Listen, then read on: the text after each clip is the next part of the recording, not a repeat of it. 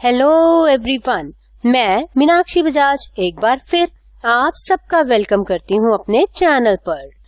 मेरे चैनल पर आपको मिलते हैं कई सारे सब्जेक्ट्स के कंप्लीट वीडियो लेक्चर्स, साथ में हर एक सब्जेक्ट की एक प्रॉपर प्लेलिस्ट मेरे चैनल पर अवेलेबल है, जहां से आप मनचाहा चैप्टर सुन सकते हैं। आजकल मैं आपको करवा रही हूँ फाइनेंशियल मैनेजमेंट का टॉपिक, जिसमें हम डिस्कस करने वाले हैं कि टाइम वैल्यू ऑफ मनी क्या होती है, इसकी क्या क्या इम्प्लीकेशंस हैं।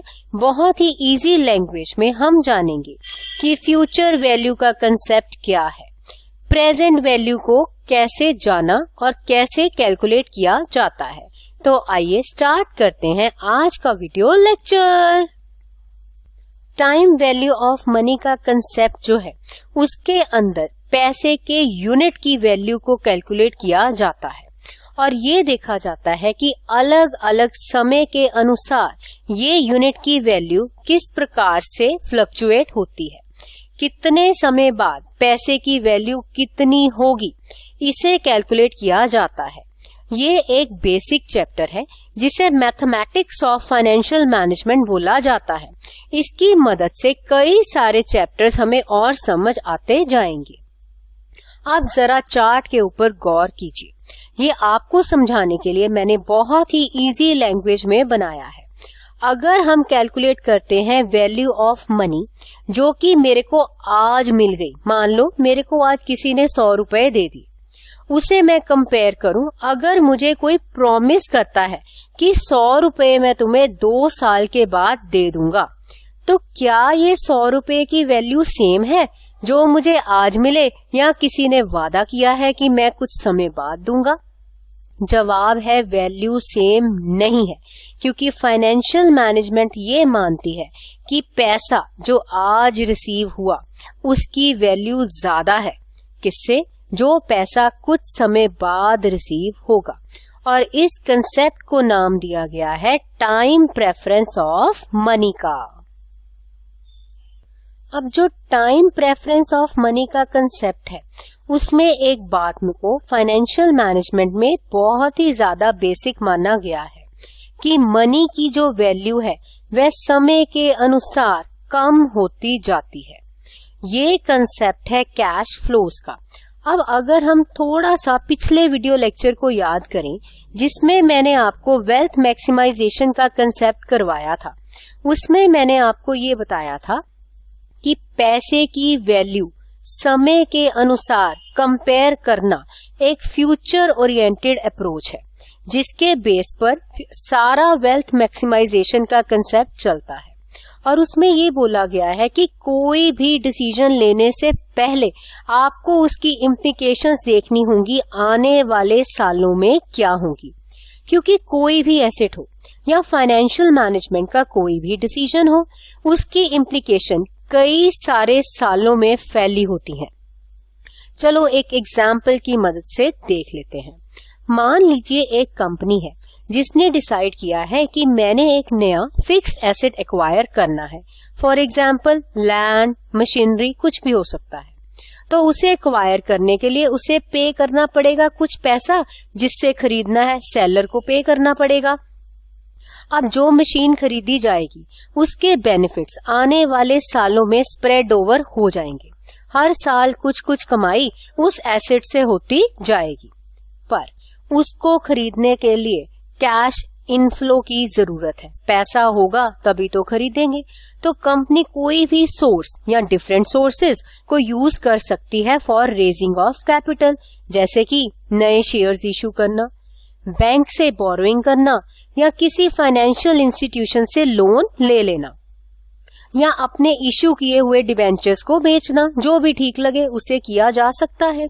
अब ये जो कैश इनफ्लो होगा उसके साथ एक ऑब्लिगेशन भी आएगी। जो पैसा आया है उसके ऊपर या तो ब्याज देना पड़ेगा, अगर शेयर्स हैं तो डिविडेंड पे करना पड़ेगा। तो यहाँ पर बात क्या आ जाती है कि डिसीजन लेने से पहले हमें कई सारे कंपैरिजंस करने पड़ेंगे। पर पैसा रेज हो रहा है आज, पर कमाई होगी आने वाले सालों में, तो भाई कैसे कंपेयर करें? आज की डेट के पैसे को आने वाली डेट के साथ। तो यहाँ पर कंसेप्ट आ जाता है कॉमन पॉइंट ऑफ टाइम का। यही कंसेप्ट है टाइम वैल्यू ऑफ मनी का। फाइनेंशियल मैनेजमेंट का कोई भी निर्णय लेने से पहले उसे एक कॉमन पॉइंट के ऊपर कंपेयर किया जाता है और उसी हिसाब से निर्णय लिया जाता है। अब यहाँ पर आपके माइंड में एक क्वेश्चन तो जरूर आया होगा कि मैम पैसे की वैल्यू कम क्यों होती जाती है। देखिए, इसके पीछे कई सारे कारण हैं, पर यहाँ पर जो फाइनेंशियल मैनेजमेंट की नजर से देखें तो सबसे बड़ा कारण है री इन्वेस्टमेंट अपॉर्चुनिटी का। जितनी जल्दी आपको पैसा रिसीव होगा आप उसे दोबारा इन्वेस्ट कर पाएंगे, फिर से कमाई होगी। इसका मतलब जितना जल्दी पैसा आए उतना ही बढ़िया है। तो ये तो है time preference of money. Time preference of money को दो नामों से भी कैलकुलेट किया जा सकता है। एक तो है रेट ऑफ रिटर्न और दूसरा है डिस्काउंट रेट। बट ज्यादातर किताबों में आपको डिस्काउंट रेट लिखा हुआ मिलेगा क्योंकि ये एक पॉपुलर टर्म है। इसकी मदद से एक्सपेक्टेड रेट ऑफ रिटर्न को कैलकुलेट करके मनी वैल्यू को एक कॉमन पॉइंट पर लाके कैलकुलेट कर लिया जाता है और निर्णय उसी प्रकार से ले लिया जाता है। अब देखिए, पैसा तो आ रहा है अलग अलग समय में, ठीक है। खर्चा आज हो रहा है, कमाई कई सालों में आएगी, तो इसके लिए हमें किसी टेक्निक की जरूरत है। यहाँ पर दो टेक्निक्स हैं। ये दोनों ही टेक्निक्स हमें मदद करती हैं कि जो भी कैश फ्लो आ रहा है डिफरेंट टाइम पीरियड्स में, उन्हें कन्वर्ट कर दिया जाता है एक कॉमन पॉइंट ऑफ टाइम के ऊपर। टेक्निक सबसे पहले मैं आपको सिखाने वाली हूँ कंपाउंडिंग की, जिसे हम एक एग्जाम्पल की मदद से जानेंगे। कंपाउंडिंग टेक्निक को जानने के लिए जो एग्जाम्पल मैंने यहाँ पर आपके लिए ली है वह है मिस्टर रोहित के बारे में। अब मिस्टर रोहित ने क्या किया? मिस्टर रोहित ने सबसे पहले तो डिपॉजिट किया पैसा था 1000 रुपए। एक फंड के अंदर इसको डिपॉजिट किया और उस फंड के ऊपर उन्हें 5% का ब्याज मिलना है और ये इंटरेस्ट जो उनको मिल रहा है ये कंपाउंड होता है हर साल। तो चलिए देखते हैं कंपाउंडिंग टेक्निक की मदद से कैसे डिसीजंस लिए जाते हैं। यहाँ पर स्टार्टिंग में कितना पैसा मिस्टर रोहित ने लिया था? वो लिया था उन्होंने 1000 रुपीज। अब इसके ऊपर उन्हें मिलता है 5% रेट ऑफ इंटरेस्ट। अब आप अपने कैलकुलेटर को उठाइए और कैलकुलेट कीजिए कि उन्हें कितने इंटरेस्ट की कमाई होगी। तो 1000 के ऊपर जब 5% का हमने इंटरेस्ट लगाया तो उन्हें मिल गए 50 रुपीज। तो जब पहला साल कंप्लीट हुआ तो उनका 1000 रुपया कितना बन गया था? वह बन गया था 1050 रुपए। अब यहाँ पर एक बात का गौर कीजिए, जब काम स्टार्ट हुआ था उस समय पर उन्होंने कितने पैसे लगाए थे? उन्होंने पैसे लगाए थे 1000। ये है प्रिंसिपल। तो प्रिंसिपल का मतलब है वह अमाउंट जिसके ऊपर इंटरेस्ट रिसीव होता है। अब टाइम आगे बढ़ा और आ गया दूसरा साल। तो जब दूसरा साल आया उस समय वहां पर मिस्टर रोहित जो है उनकी प्रिंसिपल अमाउंट कितनी बन गई? 1050। समझे? जो एंडिंग प्रिंसिपल था पहले साल का वो दूसरे साल की बिगनिंग की अमाउंट बनी। तो अब उन्हें इंटरेस्ट कितना मिलना है? 5%। तो 1050 के ऊपर जब 5% का इंटरेस्ट लगाया गया तो वह बन गए 52.50 रुपीस। तो 1050 में इंटरेस्ट हुआ ऐड और पैसे बन गए 1102 रुपए और 50 पैसे। तीसरा साल आया। अब यहाँ पर फिर से गौर कीजिएगा, बिगिनिंग अमाउंट क्या हो जाएगी? दूसरे साल की जो एंडिंग प्रिंसिपल है वह बन जाएगी तीसरे साल की बिगिनिंग की अमाउंट। इसके ऊपर 5% का ब्याज कमाया, 5% लगा के ब्याज की जो कीमत है वह आई 55 रुपए और 125 पैसे। अब यहाँ पर बिगिनिंग अमाउंट में ये इंटरेस्ट ऐड हुआ और 3 साल बीतने के बाद मिस्टर रोहित को मिलेंगे 1157 रुपए और 625 पैसे। तो अब यहाँ पर आपने कंपाउंड इंटरेस्ट सीख लिया है। कैसे सीखा? यहाँ पर देखिए, जो पहले 1000 रुपया था वह बना 1050 और दूसरे साल में जो 5% इंटरेस्ट मिला वो 1000 के ऊपर नहीं मिला, वह 1050 के ऊपर मिला, यानी ब्याज के ऊपर भी ब्याज मिलता गया। तो जब इंटरेस्ट जो है वो प्रिंसिपल में जुड़ जाता है और खुद भी उसके ऊपर कमाई देकर जाता है, उसे बोला जाता है कंपाउंड इंटरेस्ट। तो ये था हमारा एनुअल कंपाउंडिंग का कंसेप्ट। अब अगर हम इस काम को इतने लंबे चौड़े तरीके के साथ नहीं करना चाहते तो हम एक फॉर्मूला की मदद से या अपने कैलकुलेटर की मदद से इसे डायरेक्टली भी कैलकुलेट कर सकते हैं। अब हम आने वाली टेक्निक में ये सारा भी अच्छे से सीख लेते हैं। तो दूसरी टेक्निक जो यूज की जा सकती है एक कॉमन पॉइंट पर कैश इनफ्लोस को कंपेयर करने की, उस टेक्निक का नाम है डिस्काउंटिंग टेक्निक। तो चलिए देखते हैं ये किस प्रकार से कैलकुलेट की जाती है। तो जब हम डिस्काउंटिंग टेक्निक की बात करते हैं उसमें भी हम फ्यूचर वैल्यू ही कैलकुलेट करते हैं। तो जैसे कि कंपाउंड इंटरेस्ट में हमने ये देखा कि हमने एक प्रिंसिपल अमाउंट लिया, उसमें हमें ब्याज मिला, वो ब्याज बीच में ऐड हो गया और वह प्रिंसिपल दोबारा से बनता गया, इंटरेस्ट के ऊपर इंटरेस्ट मिलता चला गया और एनुअल कंपाउंडिंग होती चली गई। तो इसे भी तो फ्यूचर वैल्यू ही बोला जाता है, पर यहाँ पर हम इसको एक फॉर्मूला की मदद से और टाइम को बचाते हुए बहुत जल्दी कैलकुलेट कर सकते हैं। अब यहाँ पर सबसे पहले तो हमें अभी तक समझ आ चुका है कि फ्यूचर वैल्यू का मतलब ये होता है कि हम ये जानना चाहते हैं कि जो आज की डेट में मेरे पास पैसा है, अगर मैं उसकी वैल्यू जानना चाहूँ कि वह आने वाले समय में कितनी हो जाएगी, उसे कैलकुलेट किया जा सकता है। इसे कैलकुलेट करने के लिए एक फॉर्मूला जिसके अंदर कंपाउंड इंटरेस्ट और कितना समय है उसके हिसाब से इसे निकाला जाता है। अब कैसे होता है ये काम, चलिए देख लेते हैं। तो इसे कैलकुलेट करने का फॉर्मूला जो है वह है प्रेजेंट वैल्यू, ब्रैकेट डालिए 1 प्लस जितना रेट ऑफ इंटरेस्ट मिल रहा है वो, और उसकी पावर आ जाएगी n। n का मतलब जितने साल के लिए आप पैसे को इन्वेस्ट करना चाहते हैं। फॉर्मूला को एक बार दोबारा से समझाती हूँ। पीवी क्या है? Present value. अब यहाँ पर आप देख रहे हैं कि मैंने काफी कुछ लिख रखा है, क्योंकि मैं अब आपको करवाऊंगी एक एग्जाम्पल, ताकि ये सारी चीजों का आपको रट्टा ना मारना पड़े, आपको इसके पीछे का लॉजिक समझ आ जाए। अब देखिए जरा एग्जाम्पल को गौर के साथ। यहाँ पर एग्जाम्पल ली है मैंने मिस्टर श्री के बारे में। उन्होंने क्या किया? उन्होंने अपने 1 लाख रुपए बैंक में डाल दिए। 5 साल के लिए उन्होंने इसको इन्वेस्ट किया और इसके ऊपर उन्हें 5% का इंटरेस्ट जो है वो कमाई होगी। अब यहाँ पर आपको ये बोला गया है कि हमें कैलकुलेट करके दीजिए कि 5 साल बीतने के बाद उन्हें कितने पैसे मिलेंगे। अब यहाँ पर इसको हम जानते हैं कि फॉर्मूला में कौन सी चीज कहाँ पर आएगी। सबसे पहले हमारी एग्जाम्पल में जो मिस्टर श्री हैं, उनके पास कितने पैसे हैं? उनके पास है 1 लाख रुपए। तो यहाँ पर मैंने लिखा है how much money he has now.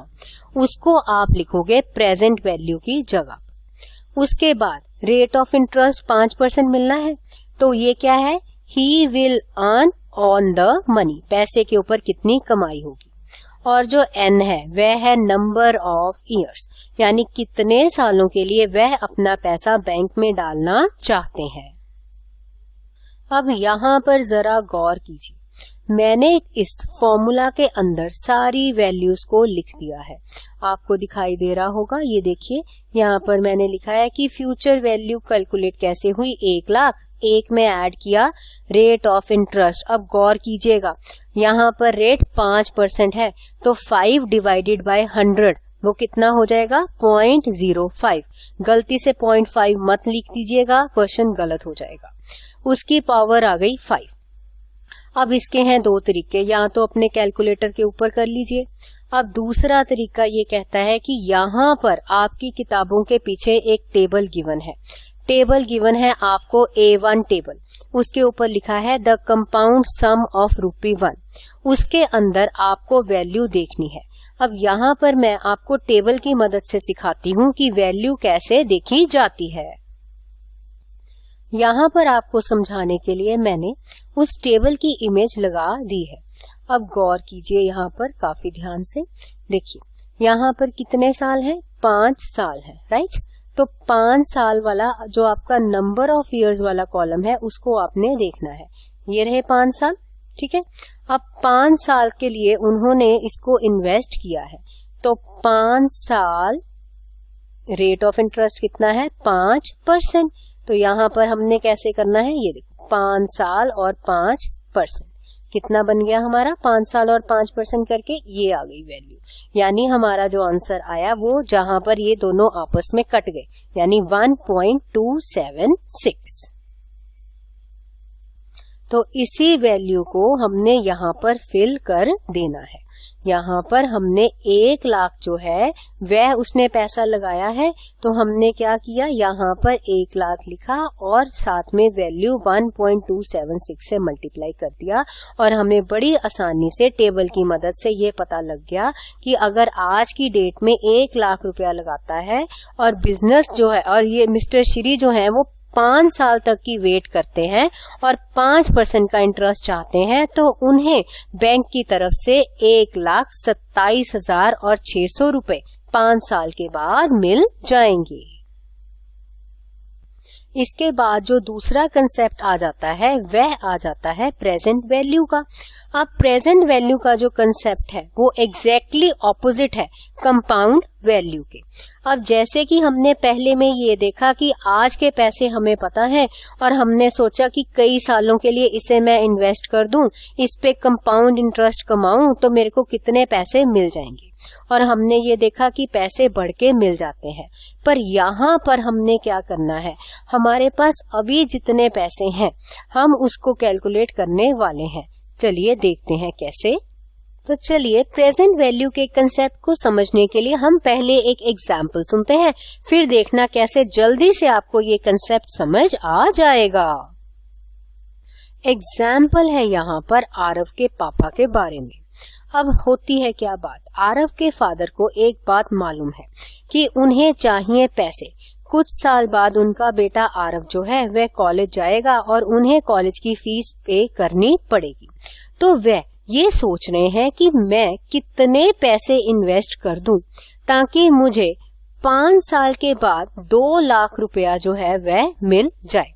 अब यहाँ पर समझिएगा, उन्हें ये तो पता है कि मुझे 5 साल बाद कितने पैसे चाहिए, पर ये नहीं पता कि आज की डेट में मैं कितनी इन्वेस्टमेंट करूं जो 5 साल बाद मुझे 2 लाख रुपया मिल जाए।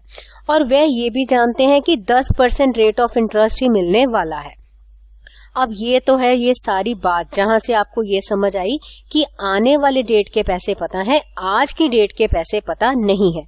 इसी को बोला जाता है प्रेजेंट वैल्यू का कंसेप्ट। तो इस कंसेप्ट की मदद से हम कैलकुलेट कर सकते हैं कि हमारी करंट रूपी वैल्यू कितनी होगी जो मुझे फ्यूचर में सम चाहिए उसकी। तो यहाँ पर द अमाउंट कितनी मैं आज इन्वेस्ट कर दूं, और मुझे ये भी पता है कि रेट ऑफ इंटरेस्ट कितना होगा और कितने सालों के लिए मैं इन्वेस्ट करूंगी, तो मैं ये पता कर सकती हूँ कि तब मुझे इतना पैसा फ्यूचर में मिल जाएगा। तो प्रेजेंट वैल्यू का जो कंसेप्ट है उसमें 3 मेन बातें उभर कर सामने आती हैं। सबसे पहली बात तो जो इसमें आती है वह है डिस्काउंटिंग के बारे में। इसमें हमें कैश फ्लो को डिस्काउंट करना पड़ता है। और दूसरी बात, इसमें हमें अपॉर्चुनिटी कॉस्ट देखनी पड़ती है कि अगर पैसा इसकी जगह कहीं और लगा दिया जाए तो कितनी रिटर्न की उम्मीद हमें है। और ये बिल्कुल उल्टा है कंपाउंडिंग के कंसेप्ट में, क्योंकि हमें फ्यूचर पता है और हमने पीछे यानी आज की डेट में प्रेजेंट में वापस आना है। तो इन सम्स को करने के लिए या इसे समझाने के लिए मैंने आपके लिए टाइमलाइन यहाँ पर ड्रॉ की है ताकि आपको इजीली ये सारा कंसेप्ट जो है वह समझ आ जाए। तो यहाँ पर गौर कीजिए, 2 लाख जो है वह फ्यूचर सम है जो आरव के फादर को चाहिए, और डिस्काउंट कितने पर कर रहे हैं, 10% के ऊपर। और पैसा कितने साल के लिए इन्वेस्ट करना चाहते हैं? 5 साल के लिए। अब जरा यहाँ पर टाइमलाइन को देखिए। 5 साल के बाद उन्हें चाहिए 2 लाख रुपया और वह पीछे आना चाहते हैं 4, 3, 2, 1 और 0 के ऊपर, यानी वह प्रेजेंट वैल्यू कैलकुलेट करना चाहते हैं। तो ये है फॉर्मूला। प्रेजेंट वैल्यू कैलकुलेट करने के लिए फ्यूचर वैल्यू को डिवाइड कर दिया जाता है 1 प्लस आर और पार है n, यानी नंबर ऑफ ईयर्स। तो गौर कीजिए भाई, यहाँ पर फ्यूचर वैल्यू का मतलब क्या समझ आया? फ्यूचर वैल्यू का मतलब है कि जितना पैसा हमें आने वाले सालों में चाहिए होगा। प्रेजेंट वैल्यू का मतलब ये है how much he needs to have today, आज की डेट में कितना पैसा होगा। रेट ऑफ इंटरेस्ट n है नंबर ऑफ ईयर्स। तो जब हमने फॉर्मूला में इन सारी फिगर्स को डाल दिया तो बात मैं कहने वाली हूँ सेम। अब या तो यहाँ पर आप यूज करेंगे अपना कैलकुलेटर या आप टेबल वैल्यू की मदद से कैलकुलेट कर सकते हैं।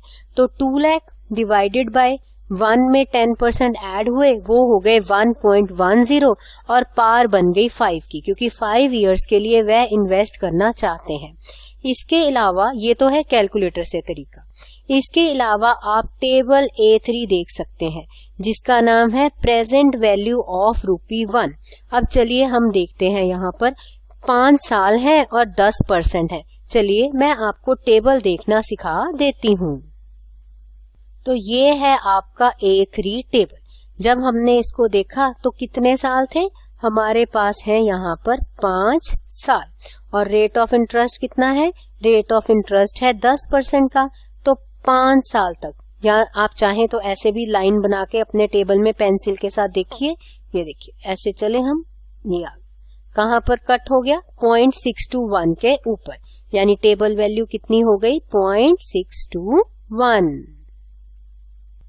तो जब हम 2 लाख को 0.621 के साथ मल्टीप्लाई कर देंगे तो हमारे पास प्रेजेंट वैल्यू कैलकुलेट होकर आ जाएगी, जो कि आ गई 1,22,400।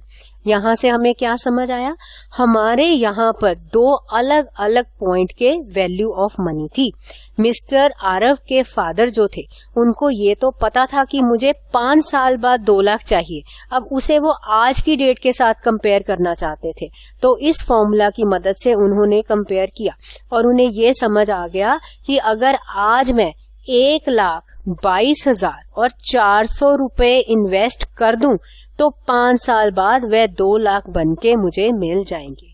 तो इसकी मदद से ही लोग अपनी रिटायरमेंट प्लानिंग भी करते हैं। तो इसके साथ हमारा ये टॉपिक तो कंप्लीट हो रहा है, पर इसके अगर मैं कुछ बेसिक फैक्ट्स आपको देना चाहूँ तो वह कुछ बेसिक फैक्ट्स इस प्रकार हैं।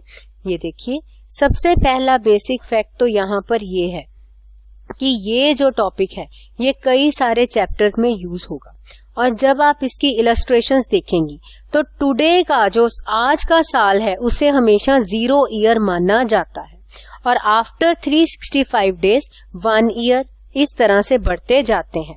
अगर टेबल वैल्यूज की बात करें तो जो फ्यूचर वैल्यू का टेबल है उसकी वैल्यू हमेशा 1 से ज्यादा होगी, और जो प्रेजेंट वैल्यू का टेबल होगा उसकी वैल्यू हमेशा 1 से कम होगी। तो इसके साथ ही हमारा आज का टॉपिक कंप्लीट हुआ, और मुझे उम्मीद है कि आपको ये टॉपिक समझ आ गया होगा। तो हम मिलेंगे बहुत जल्द एक नए वीडियो लेक्चर में और जानेंगे इसी प्रकार से एक नए कंसेप्ट को, वो भी ढेर सारी एग्जाम्पल्स के साथ।